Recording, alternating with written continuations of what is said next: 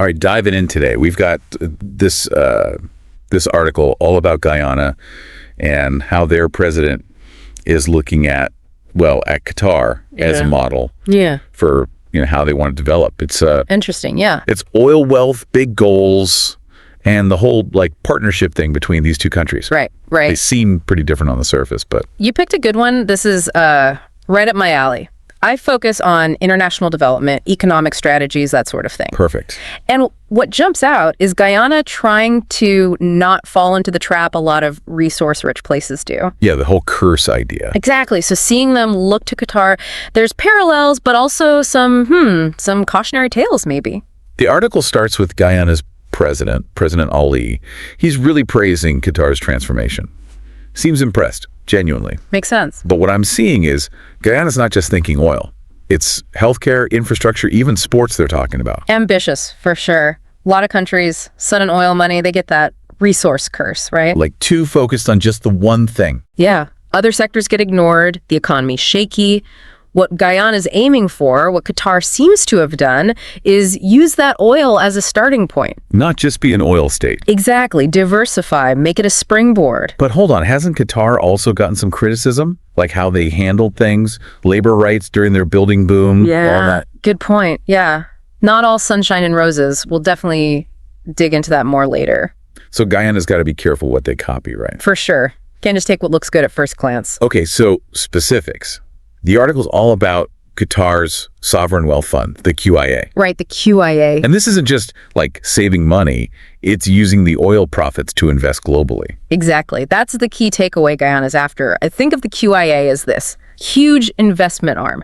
Real estate, companies, even those big sports teams everyone knows. Right. It's making money beyond oil, money that goes back into Qatar's own development. They're playing the long game, And that's what President Ali seems so into. Yeah, makes sense. But there's also this talk about specific areas they could work together on.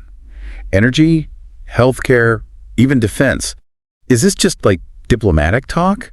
Or is there something really happening? There's some promising signs, actually. They've got this MOU, Memorandum of Understanding on political consultations. Okay, so more than just saying hi and smiling for the cameras. Way more. Yeah. It means they're going to be talking regularly, high-level folks, not just one-off deals. Shows they're serious then.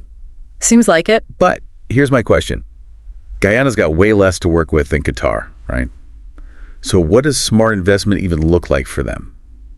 Could they do like ecotourism or sustainable energy, that sort of thing? Could that be their version of, I don't know, hosting a World Cup or whatever Qatar did? That is such a good question, and it gets to the heart of it. Guyana can't just copy Qatar. They've got to find their path, use what they're good at. So thinking about what makes them unique. Absolutely. And yeah, sustainability, playing to their strengths, that could be huge for them. Much more than just trying to be Qatar 2.0, right? Now, the article also mentions Guyana wanting Qatar's help, specifically with natural gas, which seems odd, because oil's the big moneymaker right now, isn't it? That's where you see the long-term thinking. Oil's hot now, sure, but natural gas is getting more and more important in the world. So they're not just looking at today. Nope, they're prepping for the future, beyond oil. And Qatar's got experience with that shift.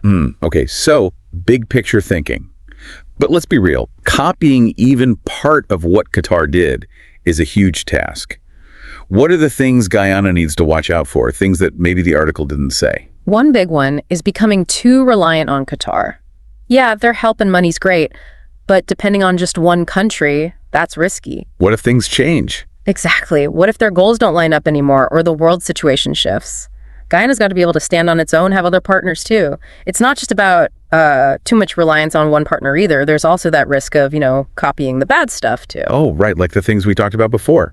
Exactly. The labor rights issues, environmental concerns, even some of those huge projects, whether they're sustainable long-term, Guyana has to be careful not to import those problems along with the money, right? Yeah, it's like looking at Qatar with, I don't know, a critical eye, not just being a fanboy. Yep. Right. But how do you even do that? Separate the good from the bad when you're trying to learn from someone else's development. You're right, there's no easy answer, no instruction manual for this. What worked for Qatar, this tiny peninsula nation with its own unique situation, won't automatically work for Guyana, right? They've got a rainforest, different government, their own set of challenges. So it's more like figuring out the core ideas, the strategies that worked, and then figuring out how to apply those to Guyana's situation. But isn't that even harder? How do you even break down a whole country's development into, like, its basic parts? It takes careful analysis, for sure.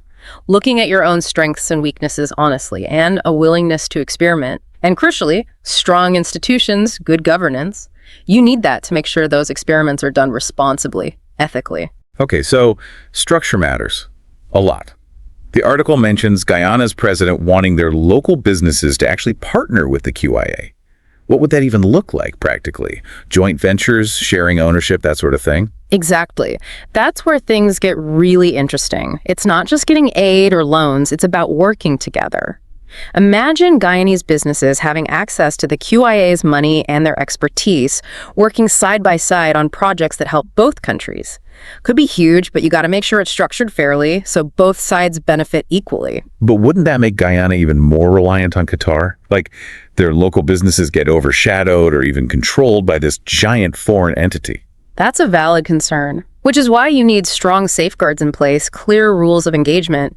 Guyana can't just become the junior partner. They have to be a real collaborator with a say in things, control over their own future. So, being able to negotiate well, set boundaries, maintain their independence, all while working with and getting investment from Qatar. Tricky balance. Can we get into some of those specific areas they talked about working together on, like healthcare, for example? What could that actually look like? Think about what Qatar's done in healthcare. Top-notch facilities, attracting the best doctors, even becoming a place people travel to for medical care. Now imagine Guyana, with its limited resources, being able to tap into that. They could potentially jump ahead decades, building specialized hospitals, training their own medical professionals, even getting investment in things like pharmaceutical research. Huge opportunity, but they have to plan it carefully, make sure everyone benefits, not just the wealthy. Right. It's not just about shiny new hospitals, it's about making sure everyone can actually use them. Big difference. What about other sectors? The article mentions energy cooperation, kind of ironic, right? Guyana's got all this new oil money, and now they're asking for help with energy. It might seem that way, but remember, they want to diversify, not just be an oil producer forever. Qatar's got a lot of experience developing natural gas, and they've also put money into renewables, like solar power. Working together could help Guyana build a more sustainable energy future, one that's less reliant on just oil. So it's not just learning how to pump more oil. It's about a more diverse and cleaner energy mix. Makes sense. But what about defense cooperation? That one seems a bit random. That's where we get into more speculation. The article's a little vague. Maybe they're thinking about cybersecurity, training programs, even doing joint military exercises. But gotta remember, Qatar's got its own interests in the region, so Guyana needs to be careful about getting involved in any alliances that could backfire. Yeah, potential benefits, but maybe some risks there too. Gotta be careful. Let's zoom out for a sec. Why should our listener, someone who might not even know where Guyana is on a map, care about all this? Because it's bigger than just two countries. It's about what a lot of developing nations are facing, right? Climate change, economic inequality, all this rapid technological change.